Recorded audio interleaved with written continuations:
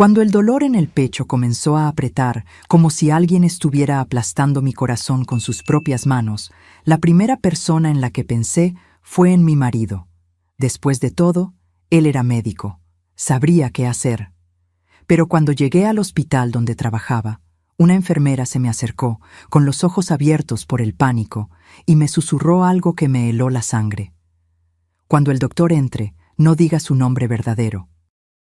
Yo no tenía idea de que esas palabras salvarían mi vida y revelarían al monstruo que dormía a mi lado todas las noches.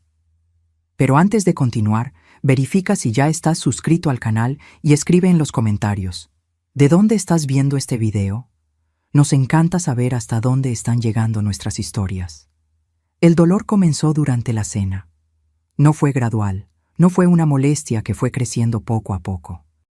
Fue como si alguien me hubiera golpeado el pecho con un martillo invisible, sacando todo el aire de mis pulmones de golpe.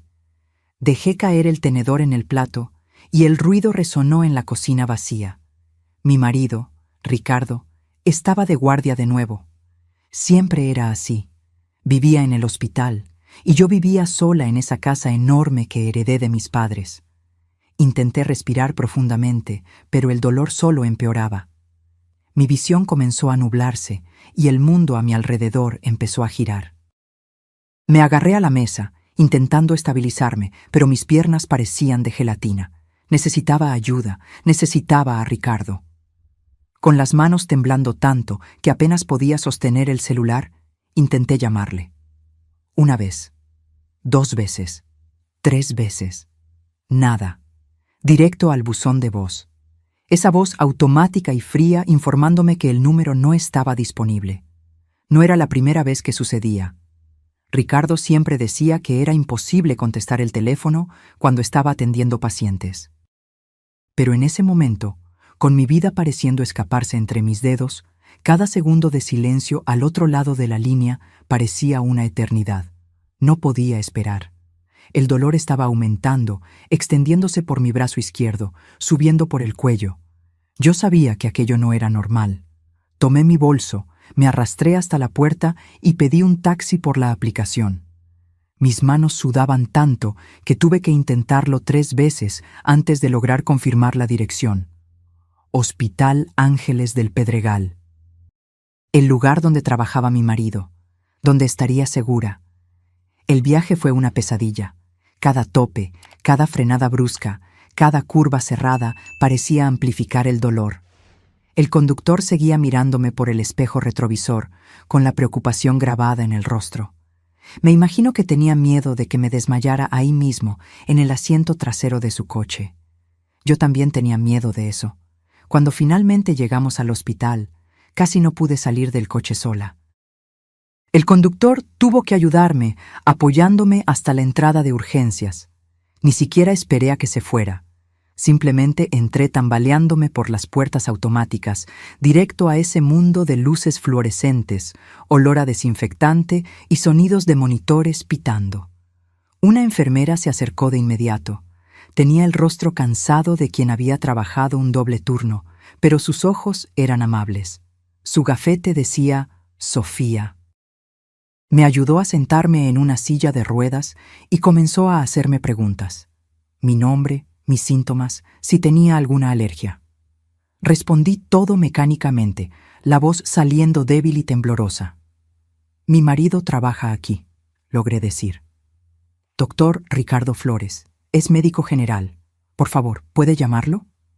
Sofía dudó por una fracción de segundo. Fue tan rápido que casi no lo noté, pero estaba ahí. Un destello de algo en sus ojos. ¿Sorpresa? ¿Miedo? No pude identificarlo. Solo asintió y me llevó a una sala de exámenes. La sala era pequeña, rodeada de cortinas verdes descoloridas que ya habían visto días mejores. Sofía me ayudó a acostarme en la camilla estrecha y fría y comenzó a preparar el equipo para medir mi presión. Yo estaba ahí, acostada, intentando controlar la respiración, cuando me di cuenta de que ella seguía mirándome de una manera extraña, como si me conociera, como si supiera algo que yo no sabía. Entonces, sucedió. Sofía se acercó, tan cerca que podía sentir su aliento cálido en mi oído. Sus dedos apretaron mi brazo con urgencia y susurró, tan bajo que apenas la oí. Cuando el doctor entre, no diga su nombre verdadero. Diga que se llama Ana. Cualquier cosa, menos su nombre de verdad. La miré, confundida, el corazón latiendo aún más rápido, si es que eso era posible. ¿Qué? ¿Por qué? No tenemos tiempo, me cortó, los ojos abiertos por el pánico. Confía en mí. Tu vida depende de esto. Antes de que pudiera responder, antes de que pudiera hacer más preguntas, la cortina se abrió bruscamente. Y ahí estaba él, mi marido, Ricardo, vestido con su bata blanca impecable, el estetoscopio colgando del cuello, esa sonrisa confiada que siempre me hacía sentir segura. Pero por primera vez en 5 años de matrimonio, esa sonrisa me dio escalofríos. Ricardo ni siquiera me miró a la cara. Sus ojos estaban fijos en el portapapeles en su mano, verificando algo. Sofía se adelantó, la voz firme y profesional. Paciente ingresó con dolor torácico agudo, disnea y sudoración. Nombre, Ana García, sin seguro. Ricardo asintió, todavía sin mirarme. ¿Presión? 140/90. ¿Temperatura? Normal. Finalmente, levantó los ojos del portapapeles, pero su mirada pasó por mí como si yo fuera solo una paciente más. Ninguna señal de reconocimiento. Ningún destello de preocupación de un marido viendo a su esposa enferma. Nada. Era como si yo fuera una completa extraña. Y fue en ese momento que me di cuenta. Sofía me había puesto una mascarilla de oxígeno en el rostro. Una mascarilla grande que cubría la mayor parte de mis facciones. Mi cabello estaba recogido bajo un pañuelo improvisado. No me parecía en nada a la Fernanda que él conocía. Yo era solo Ana, una paciente cualquiera. Ricardo se acercó a la camilla, pero no con la urgencia de un médico preocupado. Se movió con una calma inquietante, casi perezosa. No revisó mi pulso. No me examinó. No hizo ninguna de las cosas que un médico debería hacer. En su lugar, metió la mano en el bolsillo de la bata y sacó de ahí un frasco pequeño sin etiqueta y una jeringa. Mi sangre se congeló. Eso no estaba bien. Los médicos no andaban con medicamentos en el bolsillo. Los tomaban del carrito de medicamentos, de los estantes identificados, siempre con protocolos estrictos. Pero ahí estaba mi marido, preparando una inyección con un líquido que no sabía qué era, de un frasco que no tenía ninguna identificación. Antes de que pudiera hacer cualquier cosa, el celular en su bolsillo vibró. Ricardo contestó, sosteniendo el teléfono entre el hombro y la oreja mientras continuaba preparando la jeringa, y entonces habló.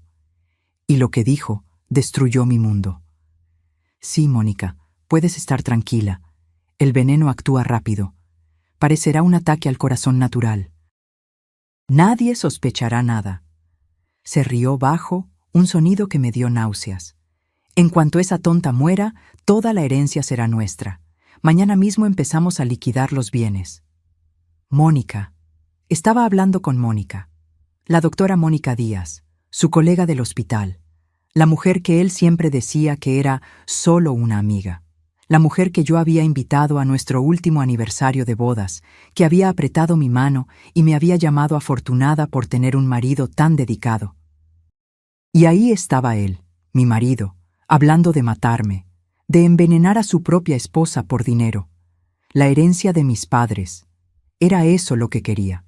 Los inmuebles, las acciones, las cuentas bancarias, todo lo que mis padres habían construido durante toda una vida y me habían dejado a mí. Ricardo había planeado todo: casarse conmigo, ganarse mi confianza, esperar el momento justo. Y ese momento era ahora. Lágrimas calientes comenzaron a escurrir por mi rostro, mojando la mascarilla de oxígeno. Quería gritar, quería saltar de la camilla y correr, pero mi cuerpo estaba paralizado, no solo por el dolor físico, sino por el shock absoluto de lo que estaba descubriendo. Ricardo colgó el teléfono y se acercó al suero que Sofía había preparado.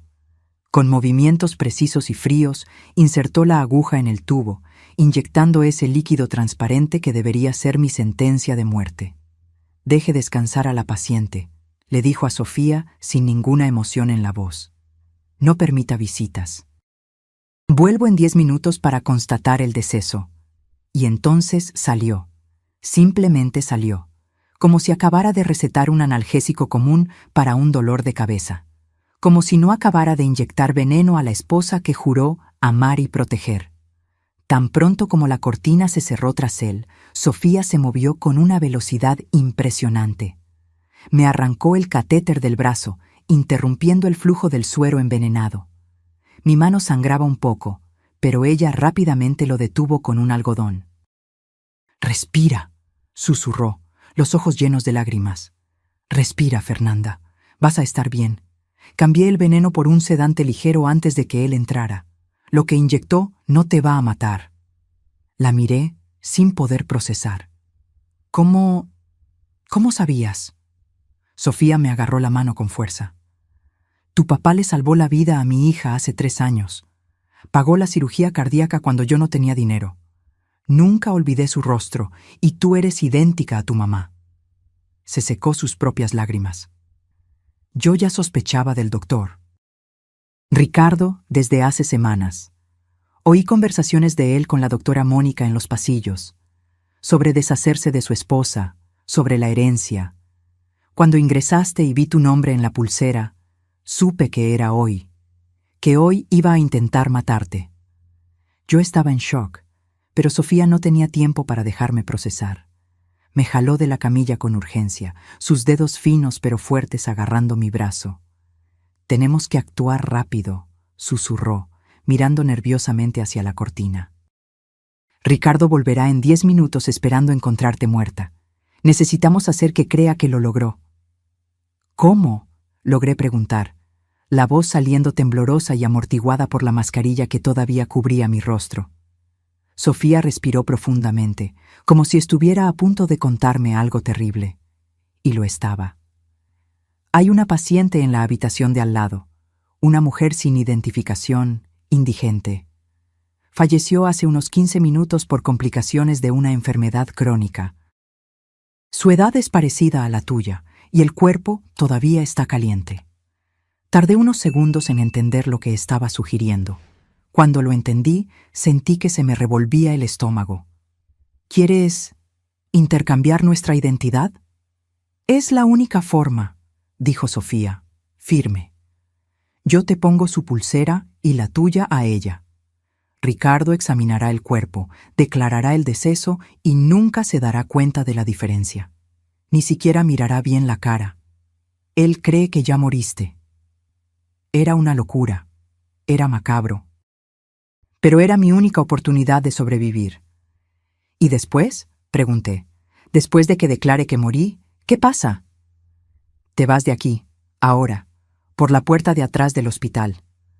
Sofía ya me estaba jalando fuera de la sala. «Hay una salida que da al área de descarte de basura y a la cocina comunitaria. Nadie pasa por ahí de noche, y no hay cámaras funcionando en esa parte. Sales, tomas un taxi que ya voy a pedir y desapareces». «¿Pero a dónde voy?» «A mi casa. Es pequeña, pero es segura. Te quedas ahí hasta que yo llegue y veamos qué hacer». Todo estaba sucediendo demasiado rápido. Hace menos de media hora había llegado al hospital pensando que estaba sufriendo un ataque al corazón. Ahora estaba descubriendo que mi marido había intentado asesinarme y que necesitaba fingir mi propia muerte para sobrevivir. Sofía me llevó rápidamente a la habitación de al lado. Ahí estaba ella, la mujer sin nombre. Su cuerpo estaba cubierto por una sábana blanca, pero yo podía ver los contornos. Realmente tenía una complexión física parecida a la mía. Sofía trabajó rápido, quitándome la pulsera de identificación temporal con el nombre Ana García que me había puesto, y sustituyéndola por otra con el nombre de la mujer fallecida. Luego, con cuidado y respeto, puso mi pulsera original, la que decía Fernanda Flores, en la muñeca de la mujer muerta. Miré aquel cuerpo, a aquella mujer que nunca conocí, y que ahora estaba tomando mi lugar en la muerte. Sentí una ola de culpa, de tristeza, de extraña gratitud. «Lo siento mucho», le susurré, aún sabiendo que no podía oírme. «Te prometo que, si sobrevivo a esto, te daré un entierro digno. No serás olvidada». Sofía me puso una sudadera grande, la capucha cubriendo mi cabello y una mascarilla quirúrgica nueva en mi rostro. «Apúrate», me urgió. «Necesitas salir ahora». Seguimos por el pasillo vacío, nuestros pasos amortiguados por el linóleo desgastado. Con cada sonido que oía, el pitido distante de un monitor, voces amortiguadas provenientes de otras salas, mi corazón se disparaba. ¿Y si alguien nos veía? ¿Y si Ricardo aparecía?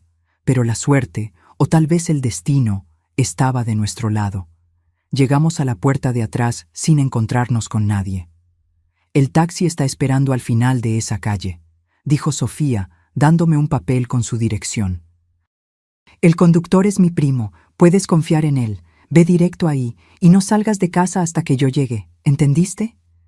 La abracé fuerte, las lágrimas volviendo a caer. «Gracias, salvaste mi vida». «Tu papá salvó la de mi hija», dijo ella, también llorando. «Ahora estamos a mano». Salí por la puerta y el aire frío de la noche me golpeó el rostro.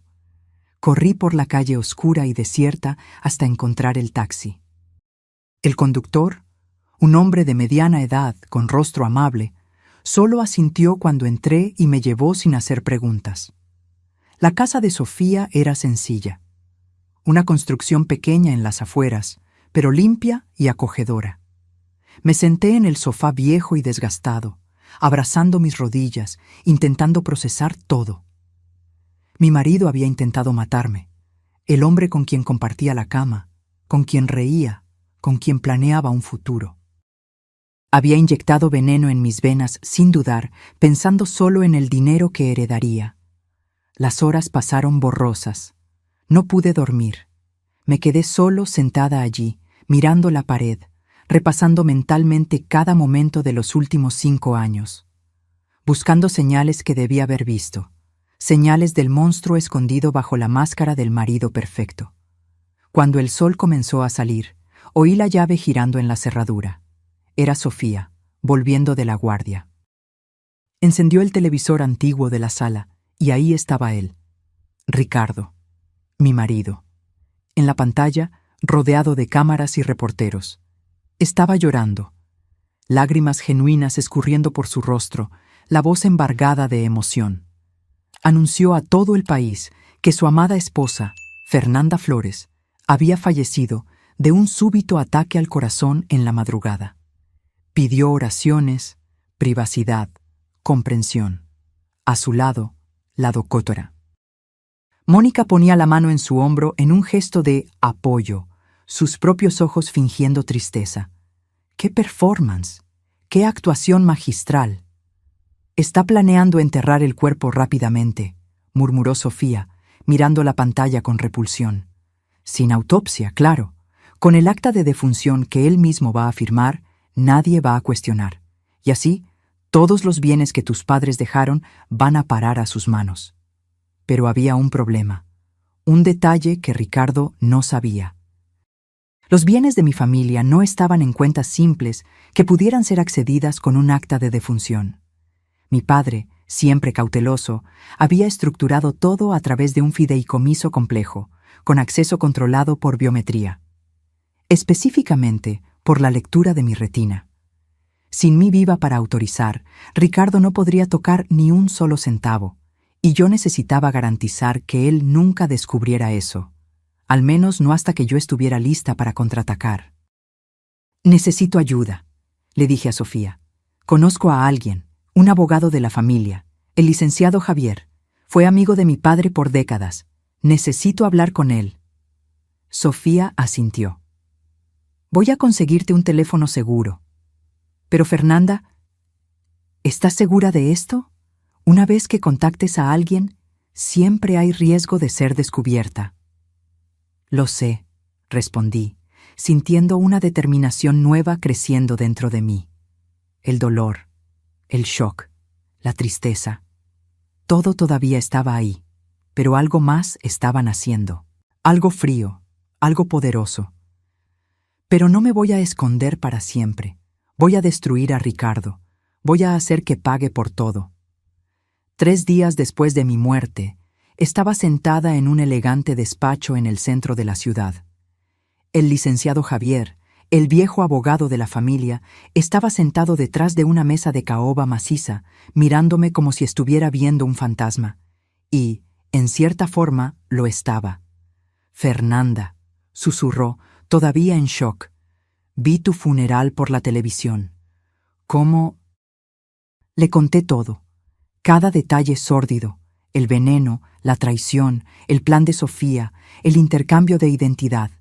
El licenciado Javier se puso más pálido con cada palabra, sus puños se cerrando con rabia sobre la mesa. «Ese maldito», gruñó. «Ese canalla. Nunca me gustó, ¿sabes? Desde el primer día que lo trajiste a conocer a tu padre. Había algo falso en él, pero tú estabas tan enamorada». «Fui una tonta», murmuré. «No, eras una mujer enamorada, y él era un sociópata convincente». El licenciado Javier abrió su laptop, pero cometió un error fatal. No sabía sobre la estructura del fideicomiso. ¿Y todavía no lo sabe? No, pero lo descubrirá pronto. Ya intentó acceder a tus cuentas 2 veces y fue bloqueado. Me imagino que pronto se pondrá en contacto conmigo, intentando descubrir cómo liberar los fondos. Un plan estaba comenzando a formarse en mi mente. Un plan arriesgado, pero potencialmente perfecto. «Licenciado Javier, necesito que me ayude con algo.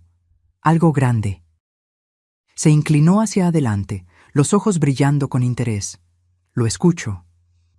«Necesito una nueva identidad, documentos, historial, todo, y necesito acceso a los fondos». «¿Para qué?» «Para hacer que Ricardo crea que hay otra heredera. Alguien que él puede manipular, como me manipuló a mí. Y cuando muerda el anzuelo...» Sonreí fríamente. «Voy a destruirlo». El licenciado Javier se quedó en silencio por un momento, procesando. Luego, una sonrisa lenta se extendió por su rostro. «Tu padre estaría orgulloso. Siempre decía que tenías el mismo fuego que tu madre tenía». Trabajamos por horas, montando la identidad perfecta. Yo sería Isabel Torres, una empresaria exitosa de Monterrey que había hecho fortuna en el mercado financiero. Sofisticada, poderosa, rica. Exactamente el tipo de mujer que alguien como Ricardo adoraría seducir. «Pero hay otra cosa», dijo el licenciado Javier, serio. «Para que esto funcione, necesitas cambiar completamente. No solo el nombre, sino la apariencia, la forma de hablar, todo. Ricardo no puede reconocerte de ninguna manera». Tenía razón. En los días siguientes pasé por una transformación completa. Corté mi cabello largo, que Ricardo siempre decía amar, en un corte corto y moderno. Cambié el color de castaño claro a un rubio platinado atrevido. Aprendí a hacerme un maquillaje completamente diferente al que solía usar. Más dramático, más audaz, con delineador marcado y labial rojo fuerte. Hasta mi postura cambió. Fernanda era dulce, sumisa, gentil. Isabel era confiada, autoritaria, intimidante. Practiqué por horas frente al espejo, cambiando mi voz, haciéndola más grave y controlada. Estudié etiqueta empresarial, aprendí a hablar con autoridad, a dominar una sala solo con mi presencia. 2 meses después estaba irreconocible. Hasta Sofía tardó unos segundos en reconocerme cuando aparecí en la puerta de su casa, vistiendo un traje de diseñador y tacones altos. «Dios mío», susurró, «te ves poderosa». «Porque lo soy», respondí, y por primera vez en meses sentí que eso era verdad. El licenciado Javier había hecho su parte. A través de una red compleja de empresas fantasma e inversiones estratégicas, había creado un historial completo para Isabel Torres. Y más importante, había esparcido rumores sutiles en el círculo médico sobre una inversionista rica que estaba interesada en adquirir hospitales con problemas financieros. Hospitales como el Hospital Ángeles del Pedregal, el lugar donde trabajaba mi marido. El hospital estaba pasando por una crisis. Casos de negligencia médica estaban saliendo a la luz, pacientes estaban demandando, y los inversionistas estaban saltando del barco. En 6 meses, el lugar estaría en bancarrota, a menos que alguien con suficiente dinero apareciera para salvarlo. Alguien como Isabel Torres. La reunión fue programada para un martes por la tarde. Entré a la sala de conferencias del hospital como si fuera dueña del lugar, porque pronto lo sería. Los miembros del consejo me miraron con una mezcla de esperanza desesperada y admiración. Yo era la solución para sus problemas. Y entonces entró él. Ricardo. Mi marido. El hombre que había intentado matarme. Estaba diferente. Más flaco, con ojeras profundas. Los últimos meses no habían sido amables con él. Probablemente porque había descubierto que no podía acceder a mi herencia. Que toda aquella riqueza por la que me había asesinado estaba bloqueada e inaccesible. Ricardo me saludó con su sonrisa más encantadora, extendiendo la mano. Doctora Isabel, es un placer conocerla. He oído cosas maravillosas sobre su trabajo. Apreté su mano firmemente, mirando directamente a sus ojos. Ninguna señal de reconocimiento. Para él, yo era solo otra mujer bonita y rica, potencialmente útil. Doctor Ricardo, respondí, mi voz un tono más grave de lo que solía ser. Espero que podamos hacer negocios lucrativos juntos. Durante la presentación, observé cada movimiento suyo, la forma en que intentaba impresionar, cómo fingía interés genuino en el hospital cuando yo sabía que solo le importaba el dinero. Mónica también estaba ahí, desempeñando el papel de colega preocupada, lanzando miradas significativas a Ricardo cuando creía que nadie estaba mirando. Hice mi propuesta. Invertiría 100 millones en el hospital, pero con condiciones. Quería control total de las operaciones, quería una reestructuración completa de la administración, y quería a alguien de dentro que pudiera informarme sobre todo lo que sucediera. Necesito a alguien que conozca este lugar de adentro hacia afuera, dije, dejando que mis ojos recorrieran la sala antes de posarse en Ricardo. Alguien dedicado, comprometido, alguien que esté disponible 24 horas al día, 7 días a la semana, para garantizar que mi inversión esté segura. Vi a Ricardo enderezarse en la silla, los ojos brillando con interés. Lo quiero a usted, doctor Ricardo, continué, como mi asistente personal durante esta transición. A cambio, su sueldo se duplicará y todas sus deudas personales, que sé que existen, serán temporalmente suspendidas. Era una oferta que él no podía rechazar. Y más importante, era una trampa que él no veía. Ricardo aceptó inmediatamente, sin siquiera consultar a Mónica. Vi la expresión de ella cambiar, un destello de celos, de inseguridad. Perfecto, ya estaba plantando las semillas de la discordia entre ellos. Excelente, dije, sonriendo fríamente. Entonces comenzamos mañana. Y doctor Ricardo, no me decepcione. Cuando la reunión terminó y todos salieron, me quedé sola en la sala por un momento. Miré por la ventana hacia la ciudad allá abajo, hacia el mundo que seguía girando, ajeno al drama que estaba a punto de desatarse. Ricardo creía que había encontrado a su próxima víctima, una mujer rica y poderosa que él podría manipular, seducir y eventualmente robar. Pero él no sabía que la víctima era el depredador, y que el juego que él creía que estaba comenzando ya había sido ganado por mí. Los primeros días como jefa de Ricardo fueron deliciosos de una manera sádica. Yo lo hacía correr de un lado a otro del hospital, buscando documentos triviales, verificando existencias, permaneciendo de pie durante reuniones largas mientras yo me sentaba cómodamente. Pequeñas humillaciones que se iban acumulando. Pero la verdadera tortura era psicológica. Instalé cámaras ocultas en su oficina, en el vestuario, incluso en su coche.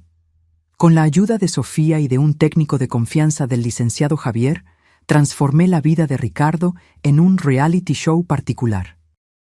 Y lo que vi me dio aún más munición. Ricardo y Mónica discutían constantemente. El dinero que esperaban nunca había llegado, y la tensión estaba destruyendo su relación. Él la culpaba por haberlo convencido de matar a su esposa. Ella lo culpaba por no haber planeado mejor. Era hermoso de ver. Pero yo necesitaba más.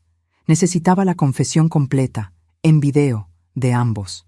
Necesitaba algo que fuera tan innegable que ningún abogado, por más caro que fuera, pudiera refutar. Fue entonces cuando comencé la fase 2 del plan. Doctor Ricardo, lo llamé a mi oficina una tarde. Necesitamos hablar sobre algo personal. Vi el interés encenderse en sus ojos. Claro, creía que yo estaba cayendo en sus encantos. Estoy buscando a alguien, dije, ajustándome los lentes de diseñador. Una mujer. Su nombre era Fernanda Flores. Ricardo se congeló. Por una fracción de segundo, su rostro se contrajo. Pero se recuperó rápidamente, poniéndose una máscara de curiosidad pulcra. ¿Fernanda? La difunta esposa... Espera, ¿usted la conocía?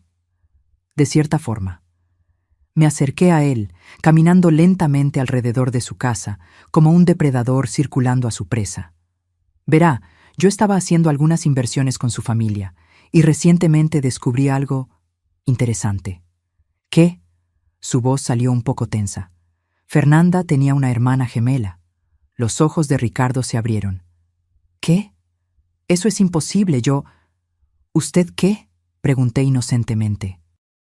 ¿Estaba casado con ella y nunca lo supo? ¿Qué marido tan interesante era? Tragó saliva, intentando recuperarse. Yo solo estoy sorprendido. Ella nunca mencionó una hermana. Porque la familia lo ocultó. Cuestiones de herencia, ya sabe cómo es. Me senté en el borde de la mesa, cruzando las piernas. La hermana gemela de Fernanda, Regina, está volviendo a la ciudad y tiene la otra mitad de la llave para acceder a la fortuna familiar. Vi la avaricia encenderse en sus ojos. Era casi palpable. Verá, continué. El fideicomiso familiar exigía acceso biométrico de ambas hijas. Fernanda tenía una mitad y su hermana gemela la otra. Ahora que Fernanda está... muerta. Hice una pausa, observándolo retorcerse. La hermana puede reclamar todo. Miles de millones, doctor Ricardo. Estamos hablando de miles de millones. ¿Y por qué me está contando esto?, preguntó, intentando sonar casual, pero fallando miserablemente.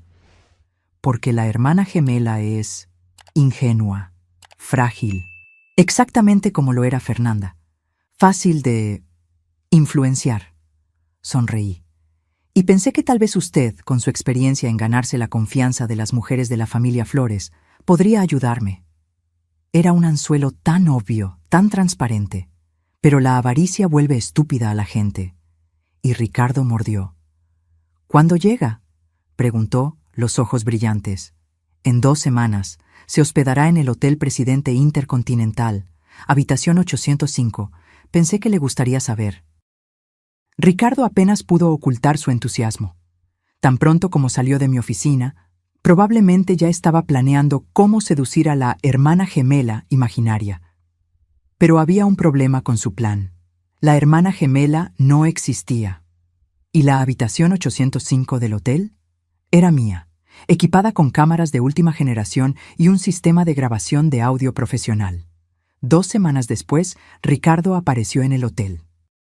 Yo lo observaba a través de la transmisión en vivo, sentada cómodamente en otra habitación. Estaba nervioso, ajustándose la corbata, ensayando su sonrisa en el espejo del elevador.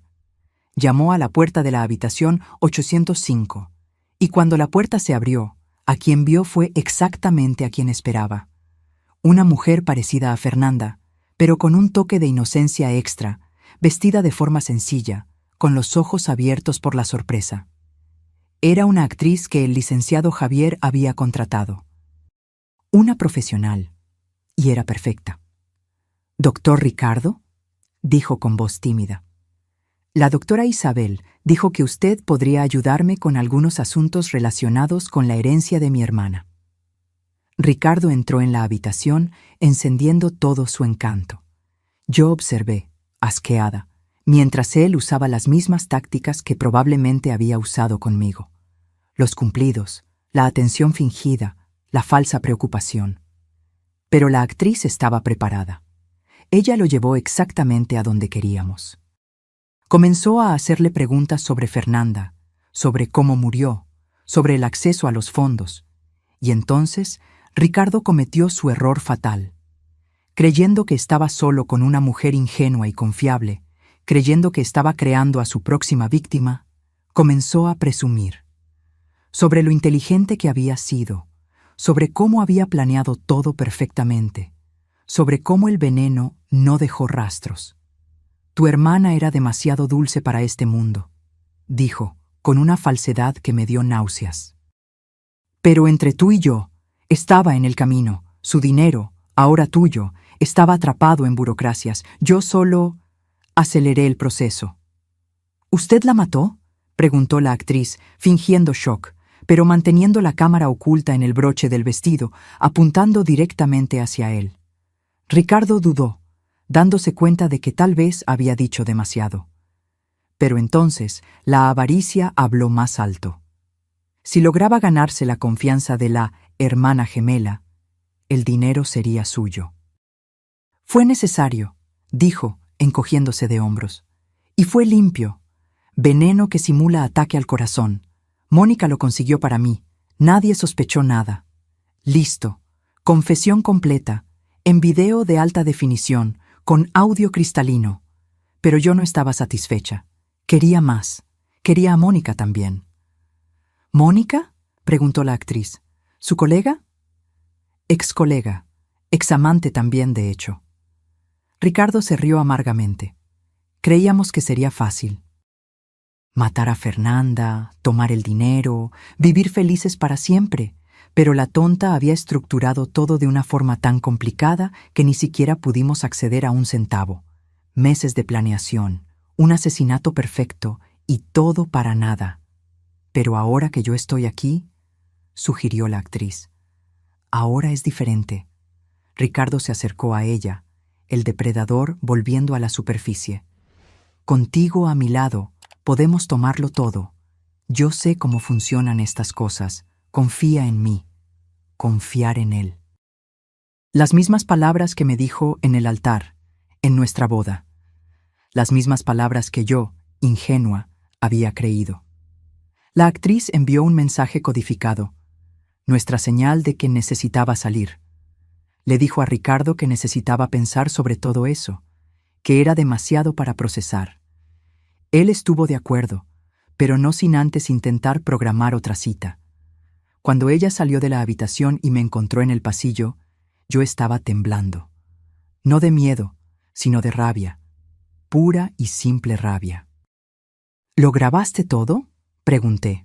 Ella mostró el broche. Cada palabra, cada expresión, es prueba suficiente para condena.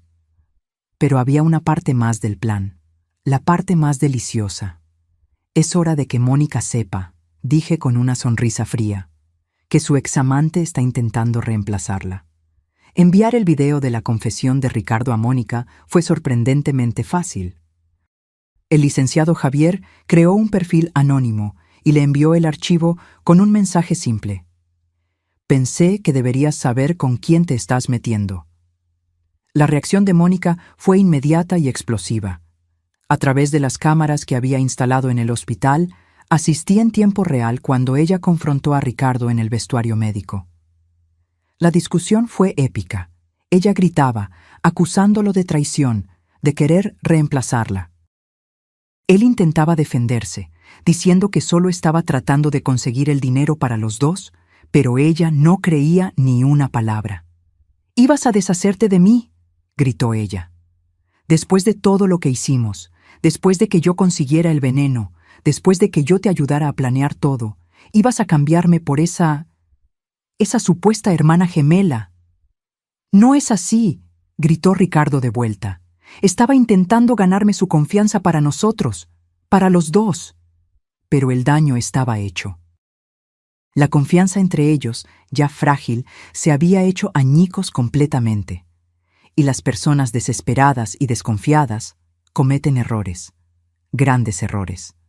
Fue exactamente lo que sucedió 3 días después. Mónica, cegada por los celos y la paranoia, decidió que si ella no podía tener a Ricardo, nadie podría. Y más importante, si había alguna posibilidad de que ella tomara el dinero, necesitaba eliminar a la competencia. Necesitaba eliminar a Isabel Torres.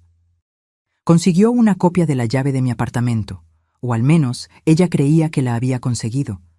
En realidad, el licenciado Javier había dejado caer la llave accidentalmente cerca de ella, sabiendo que la tomaría. Todo era parte del plan. En la noche programada, Mónica invadió mi apartamento. Yo no estaba ahí, claro. Estaba en el despacho del licenciado Javier, viendo todo a través de las cámaras de seguridad que habíamos instalado. Mónica entró en el cuarto, donde había una forma bajo las cobijas. Almohadas arregladas para parecer un cuerpo humano. Ella no dudó. Con un bisturí robado del hospital, atacó aquella forma repetidamente, rasgando las cobijas, perforando las almohadas. Y entonces las luces se encendieron. No eran las luces normales del apartamento. Era un proyector que comenzó a exhibir en la pared blanca. Un video. El video de la cámara de seguridad interna del hospital, mostrándola a ella y a Ricardo riendo mientras planeaban mi asesinato, discutiendo dosis de veneno, hablando sobre cómo dividirían mi herencia. Mónica se quedó paralizada, el bisturí cayendo de sus manos. ¿Buscando a alguien? Mi voz resonó por los altavoces. Bienvenida al infierno, doctora Mónica. Ella giró frenéticamente, buscando el origen de la voz, pero estaba sola en el apartamento. Entonces la puerta del baño se abrió, y yo salí. Pero no como Isabel. Me había quitado la peluca rubia, limpiado el maquillaje pesado. Había vuelto a ser Fernanda, mi verdadera apariencia. Solo un poco más vieja, un poco más dura, pero inconfundiblemente yo. Mónica se puso blanca como un fantasma. Literalmente. Sus piernas flaquearon y cayó de rodillas. Esto es imposible, tartamudeó. Estás muerta. Vi a Ricardo. Él inyectó sedante, corregí. Porque una enfermera inteligente cambió tu veneno antes de que él entrara en la sala. Sorpresa. Vi el momento exacto en que su cerebro procesó la verdad. Que todo ese tiempo, toda esa planeación, toda esa confianza de que habían cometido el crimen perfecto, había sido en vano. Peor que en vano. Había sido una trampa. Pero, Isabel, comenzó, soy yo, siempre fui yo. ¿La empresaria rica que su amante Ricardo estaba intentando seducir? Era su víctima de asesinato, volviendo para atormentarlos. Mónica comenzó a llorar, la realidad de lo que había hecho, tanto el intento de asesinato como su ataque reciente, golpeándola con toda su fuerza. Intentó arrastrarse hacia la puerta, pero yo ya había puesto seguro. No, dije con calma, no te vas, no hasta que llegue la policía. Lo que debe ser en aproximadamente... Miré el reloj. 3 minutos. El licenciado Javier los llamó tan pronto como invadiste el apartamento. Y van a encontrar un banquete de evidencia. El bisturí en tus manos, el video de la cámara de seguridad mostrándote atacando lo que creías que era mi cuerpo. Y claro, las grabaciones de tus conversaciones con Ricardo planeando mi asesinato. Por favor, suplicó. Por favor, Fernanda. Yo lo siento mucho. Todo fue culpa de Ricardo. Él me convenció. Él... No, corté. No le eches la culpa a él. Eres tan culpable como él. Tú conseguiste el veneno. Tú planeaste conmigo. Te reíste cuando pensaste que yo estaba muerta. Y acabas de intentar matarme de nuevo, incluso sin saber que era yo. El sonido de sirenas acercándose llenó el aire.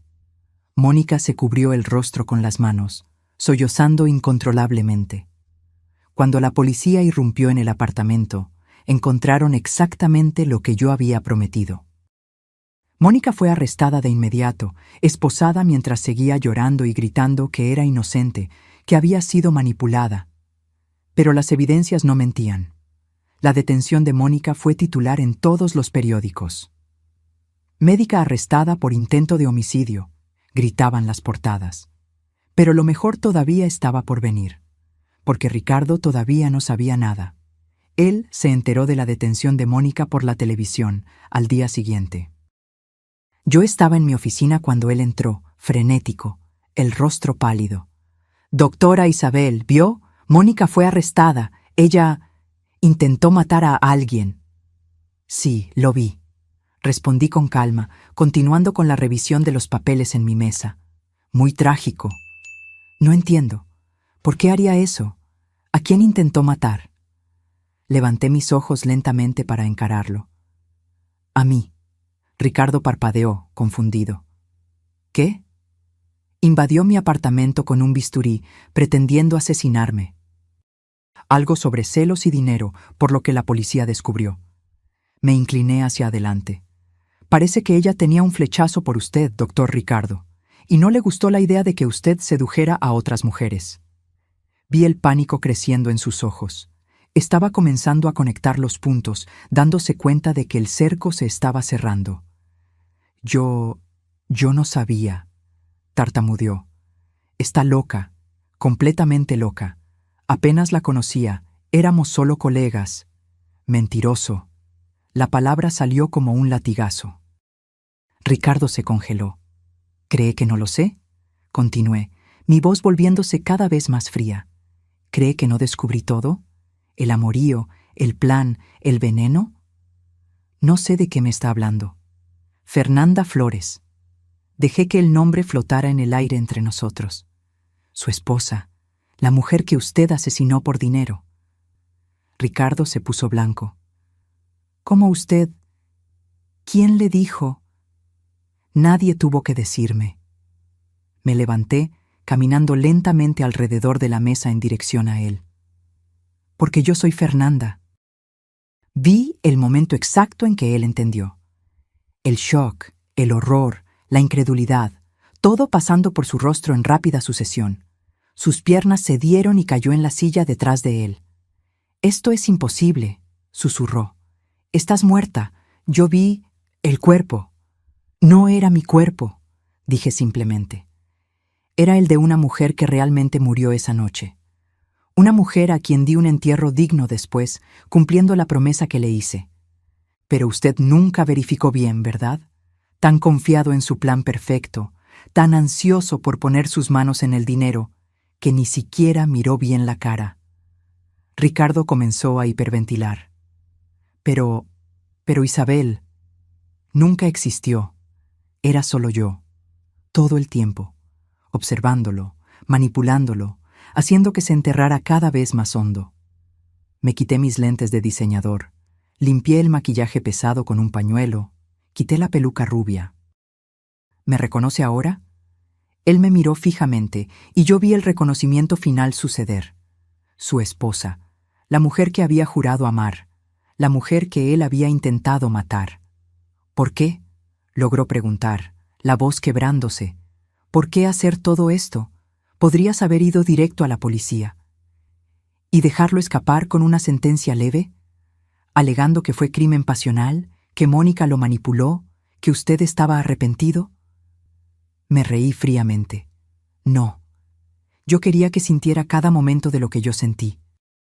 La traición, el miedo, la humillación. Quería que usted supiera lo que es ser usado, manipulado, desechado.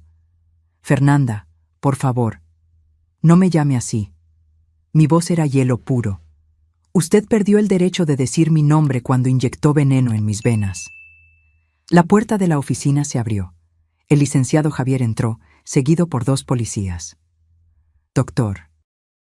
«Ricardo Flores», dijo uno de los policías, «queda usted arrestado por el intento de homicidio de Fernanda Flores, por falsificación de acta de defunción, por fraude y por abuso de autoridad médica». Ricardo intentó correr, pero no había a dónde ir. Los policías lo esposaron rápidamente, leyendo sus derechos mientras él gritaba que era inocente, que todo era un malentendido.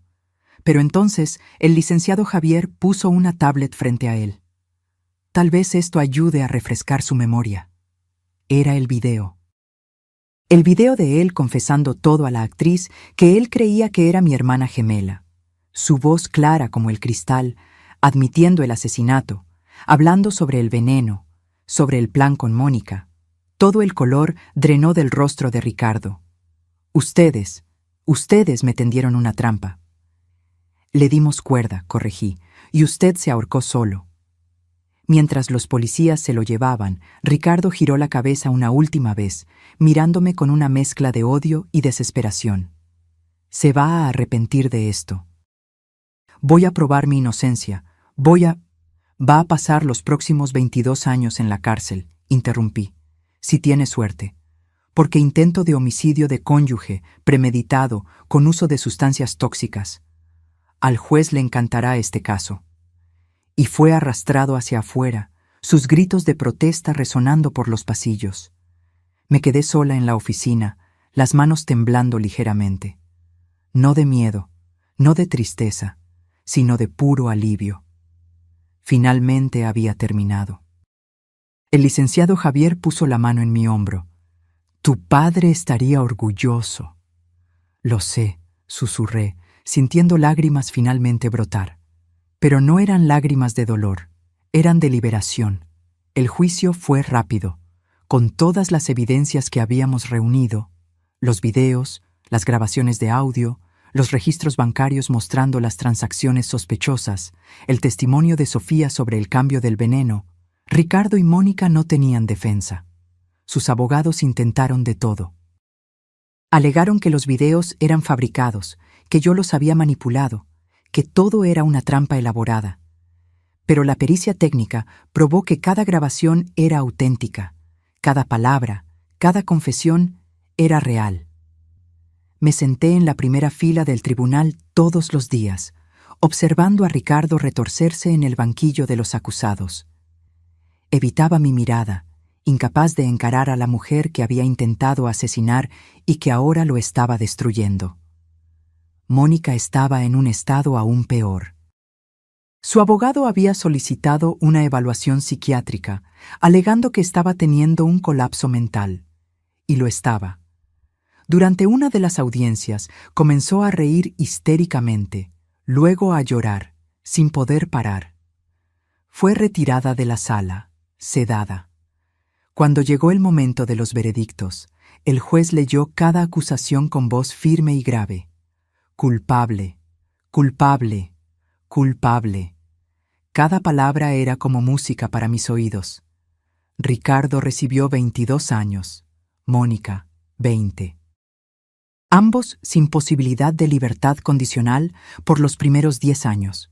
Pero yo no estaba satisfecha solo con su encarcelamiento. Quería que sufrieran de verdad.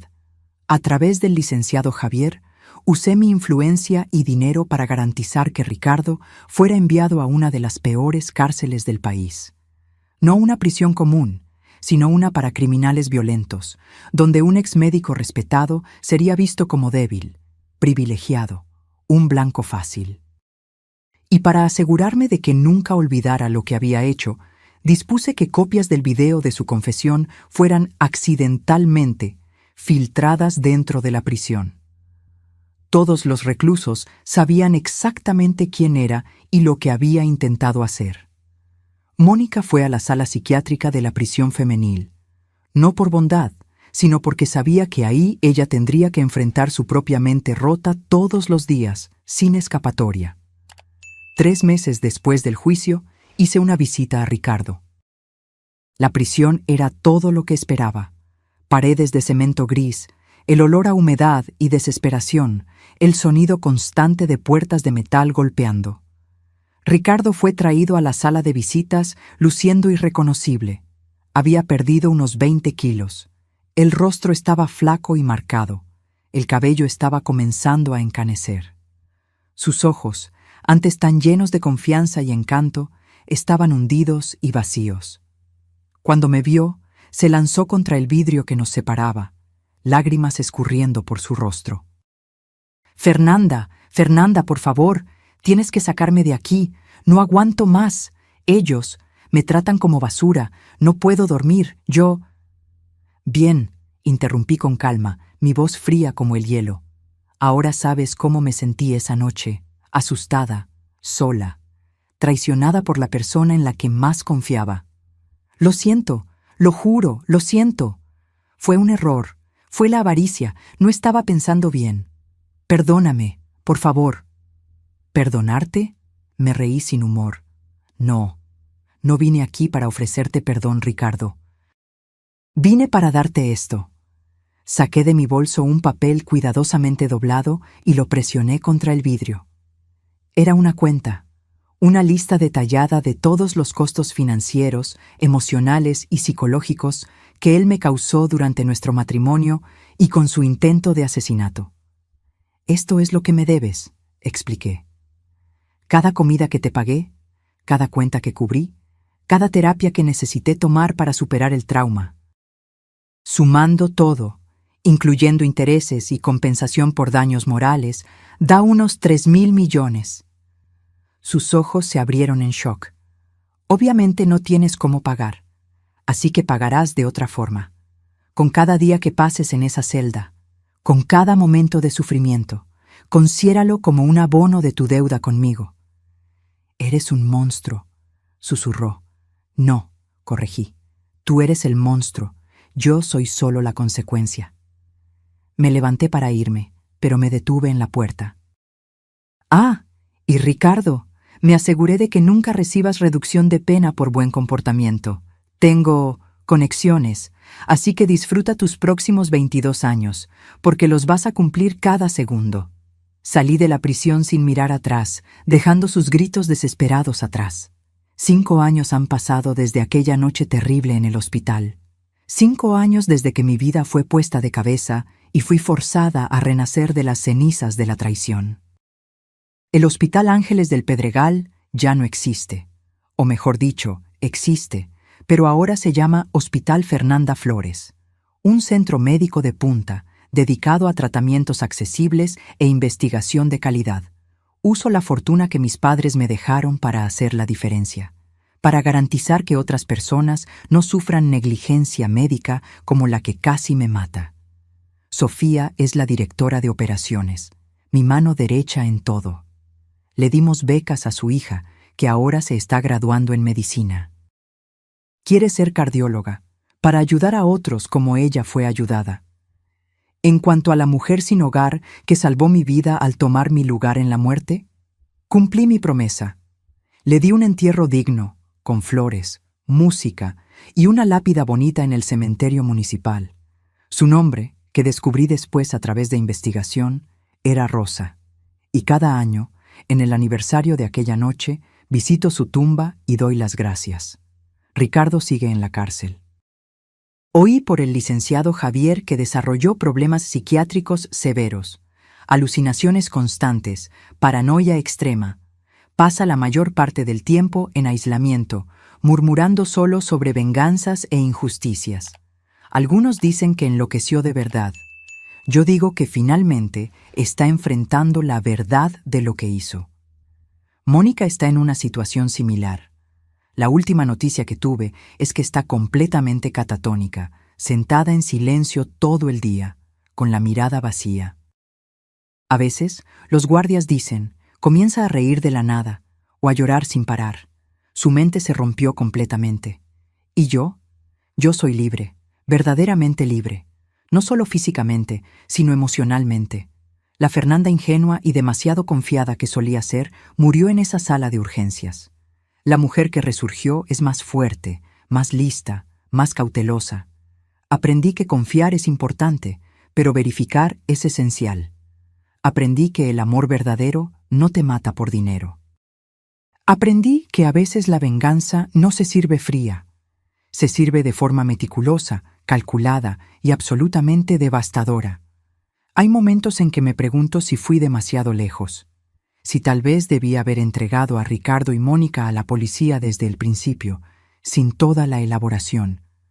Pero entonces recuerdo aquella noche, la sensación del veneno entrando en mis venas, el sonido de la voz de mi marido hablando casualmente sobre mi muerte con su amante, la completa y total traición. No. No fui demasiado lejos. Fui exactamente hasta donde necesitaba ir. Hoy, mientras estoy en el techo del hospital, observando la ciudad al atardecer, siento una paz que no sentía en años. El helicóptero que me lleva a reuniones de negocios está en el helipuerto, las hélices girando suavemente. Mi celular suena. Es un mensaje de un grupo de emprendedoras que creé, mujeres que también superaron traiciones y ahora construyen imperios propios. Sonrío, respondiendo el mensaje, y subo al helicóptero. Allá abajo, en algún lugar oscuro de la ciudad, 2 exmédicos se pudren en sus celdas, pagando por los pecados que cometieron. Pero yo ya no pienso en ellos todos los días. No merecen ese espacio en mi mente, porque descubrí algo importante. La mejor venganza no es destruir a tus enemigos de golpe, es construir una vida tan buena, tan exitosa, tan llena de propósito y alegría, que ellos mueran lentamente de envidia, arrepentimiento y de la conciencia de lo que perdieron. Mientras el helicóptero despega, cortando el cielo nocturno, miro una última vez a la ciudad. En algún lugar allá abajo hay otras mujeres pasando por lo que yo pasé, siendo traicionadas, manipuladas, desechadas. Para ellas les dejo este mensaje: no sean víctimas, sean vengadoras, no lloren, planeen, no se sometan, renazcan. Porque a veces, fingir tu propia muerte no es el final de tu historia, es solo el comienzo.